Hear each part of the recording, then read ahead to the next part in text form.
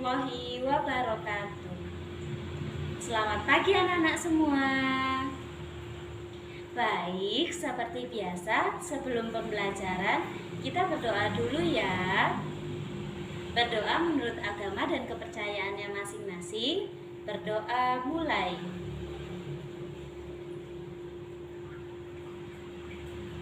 Berdoa selesai. Bagaimana kabarnya anak-anak semua hari ini? Sehat semua? Alhamdulillah jika sehat semua. Tetap dijaga ya anak-anak kesehatannya, apalagi di musim pandemi seperti ini. Jangan lupa dijaga pola makannya dan juga rajin berolahraga. Anak-anak semua, seperti biasa juga sebelum pembelajaran, jangan lupa untuk presensi. Linknya sudah Ibu bagikan di WhatsApp grup ya anak-anak.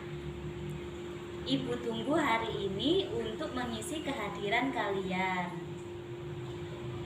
Baik, langsung saja materi pembelajaran kita hari ini yaitu Bahasa Indonesia dan Ilmu Pengetahuan Alam atau IPA yang ada di kelas 4 tema 6 subtema 2. Anak-anak semua, apakah masih ingat tentang pelajaran kita minggu lalu? Ya, betul sekali. Minggu lalu kita belajar tentang perkembangbiakan hewan. Sekarang minggu ini kita akan belajar tentang puisi dan juga daur hidup hewan atau siklus makhluk hidup hewan.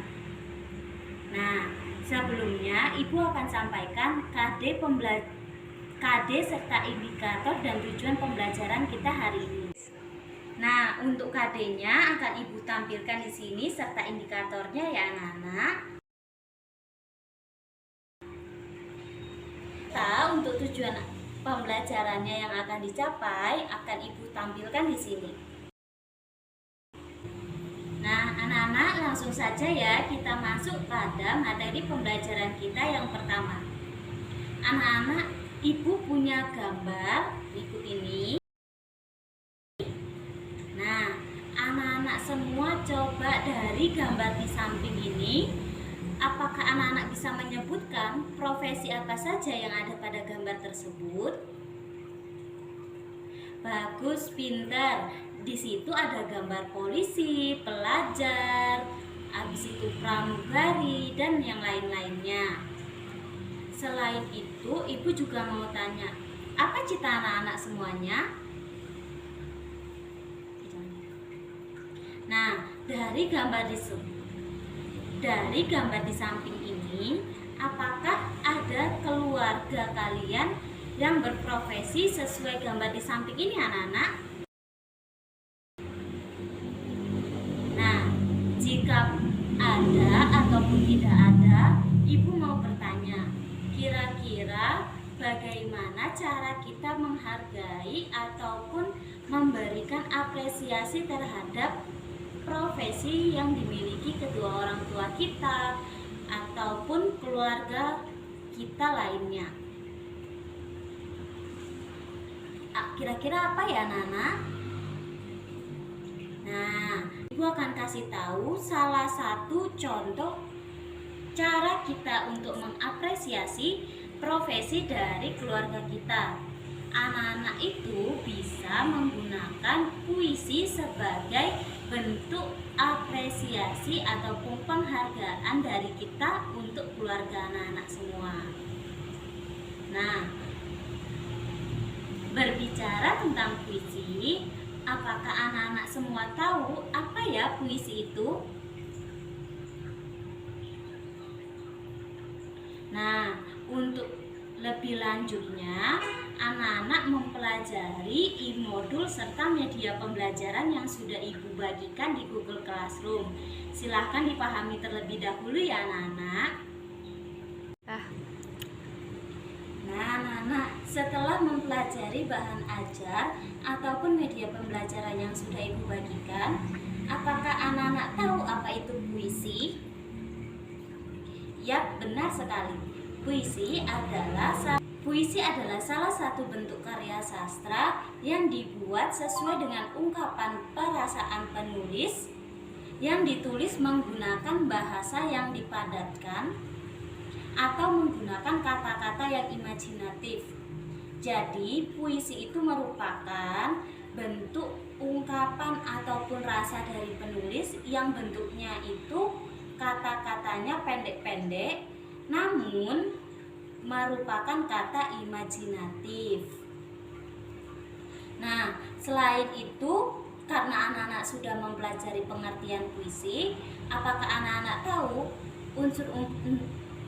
unsur-unsur apa saja yang ada dalam puisi? Ya, betul sekali.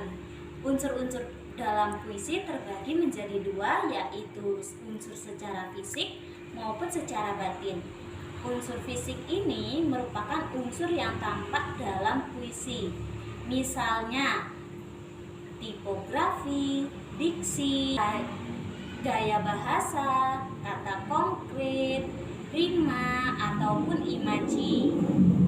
Nah, sedangkan untuk unsur isi secara batin bisa dilihat isi secara keseluruhan puisi.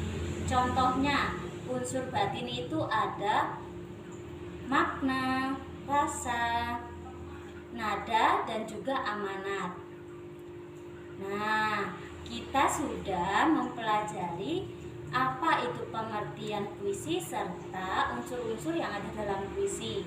Sekarang Ibu minta kalian untuk mengamati puisi berikut ini ya anak-anak.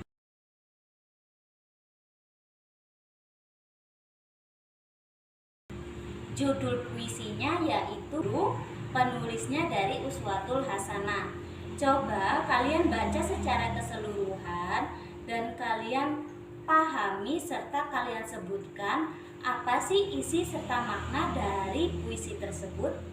Ditulis di buku tulis, nanti hasilnya difotokan, kirim ke Google Classroom ya Nana. Nah, puisi tadi merupakan salah satu bentuk puisi yang menceritakan tentang satu profesi, yaitu profesi guru. Nah, selain profesi guru, coba Ibu Aini mau tanya, kira-kira ada tidak di antara anak-anak semua yang ingin menjadi guru? Bagus. Atau ada yang mau menjadi dokter? Menjadi polisi? Ya, semua cita-cita anak-anak itu bagus semua. Nah, Bu Aini mau tanya, apakah di antara anak-anak semua ada yang ingin menjadi dokter hewan? Ada? Bagus kalau ada. Anak-anak semua apakah tahu jika ingin menjadi dokter hewan, kita itu harus mengenal betul tentang hewan tersebut. Semua segala sesuatunya tentang hewan. Salah satunya yaitu daur hidup hewan atau siklus makhluk hidup hewan. Ibu mau bertanya di sini tentang siklus makhluk hidup hewan atau daur hidup hewan. Apakah anak-anak tahu pengertian dari daur hidup hewan? Nah, daur hidup hewan adalah tahapan perkembangbiakan yang terjadi pada hewan, di mana setiap hewan ini pasti akan mengalami yang namanya daur hidup. Daur hidup ini biasanya adanya perubahan secara fisik yang terjadi pada hewan. Perubahan secara fisik ini dinamakan metamorfosis. Nah, anak-anak semua, berbicara tentang metamorfosis, apakah anak-anak semua tahu bahwa metamorfosis itu terbagi menjadi dua jenis? Ya, betul sekali, yaitu metamorfosis secara sempurna dan juga tidak sempurna. Nah, metamorfosis sempurna merupakan metamorfosis jadi pada perubahan bentuk fisik hewan, namun bentuknya ini berbeda-beda di setiap tahapannya. Nah, salah satu contoh hewan yang mengalami metamorfosis sempurna yaitu kupu-kupu.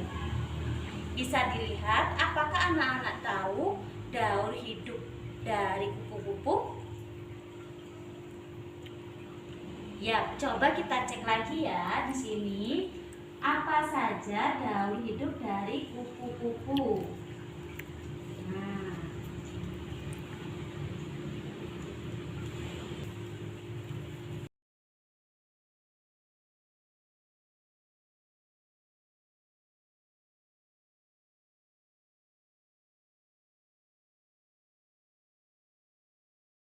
Nah, bisa dilihat di sini metamorfosis yang terjadi pada kupu-kupu. Yang pertama itu adanya telur. Telur ini nanti akan berubah menjadi sebuah ulat. Setelah menjadi ulat, ulat akan berubah menjadi kepompong ataupun pupa. Nah, contohnya dari perubahan ulat ke kepompong inilah yang dinamakan metamorfosis sempurna atau perubahan fisik total ataupun berubah bentuk. Nah, setelah menjadi kepompong, perubahan yang keempat yaitu akan berubahnya menjadi sebuah kupu-kupu muda dan nanti akan berkembang menjadi kupu-kupu dewasa. Apakah sudah paham anak-anak semuanya?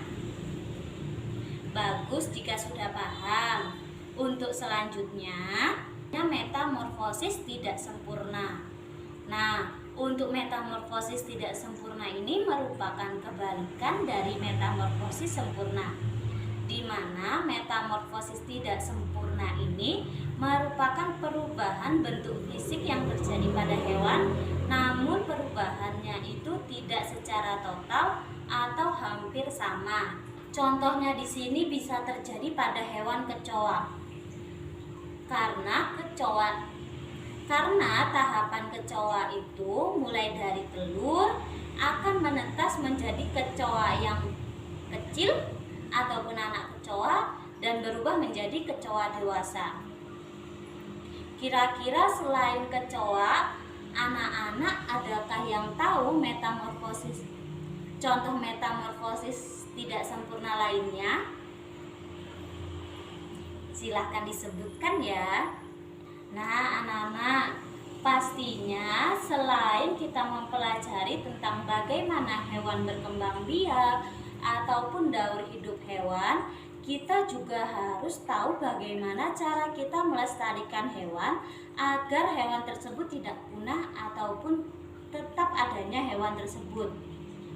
Nah, cara untuk kita melestarikan hewan yaitu yang pastinya menjaga tempat tinggal dari hewan tersebut. Yang kedua, dapat mengembangbiakkan hewan tersebut. Yang ketiga, pastinya melarang adanya pemburuan liar. Yang keempat juga pastinya melarang kepemilikan dari hewan langka. Sampai di sini, apakah penjelasan Ibu sudah paham? Untuk anak-anak semua yang kurang paham, nanti bisa kita bersama-sama diskusikan di grup ya anak-anak. Jangan malu untuk bertanya. Nah, selain tugas tadi, tugas mengamati puisi tadi, Ibu punya soal evaluasi. Soal evaluasinya ini ada dalam bentuk Google Form yang linknya itu terdapat di dalam e-modul. Coba anak-anak semua nanti kerjakan secara individu. Evaluasinya nanti merupakan nilai tambahan untuk kalian ya anak-anak. Nah, untuk tugas proyeknya di sini ataupun untuk LKPD-nya, Ibu minta anak-anak semua untuk mengerjakan ataupun membuat satu karya puisi bertema cita-citaku yang nanti kalian semua harus membacakannya di video dikirim ke Google Classroom. Ingat ya, jangan lupa perhatikan unsur-unsur yang ada dalam puisi, bagaimana penulisan puisi serta membacakan puisi. Selain itu, LKPD yang kedua, anak-anak Ibu minta untuk melengkapi model sederhana yang ada pada LKPD di modul berikut ini.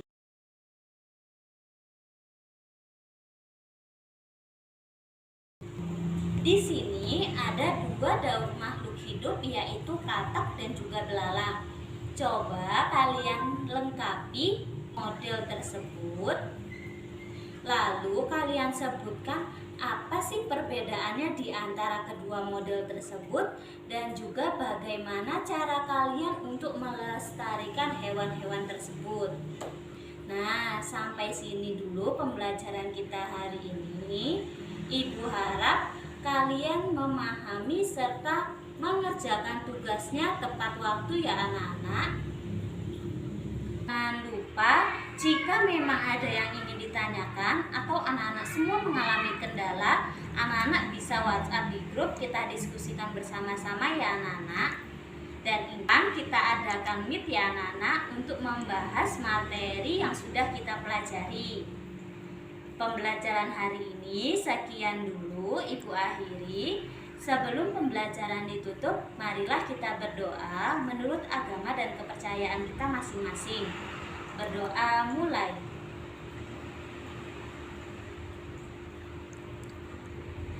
Berdoa selesai. Jangan lupa tugasnya dikerjakan, kumpulkan tepat waktu, dan juga jangan lupa atur pola makannya yang sehat, rajin berolahraga, patuhi protokol kesehatan. Sampai jumpa, bertemu minggu depan anak-anak. Assalamualaikum warahmatullahi wabarakatuh.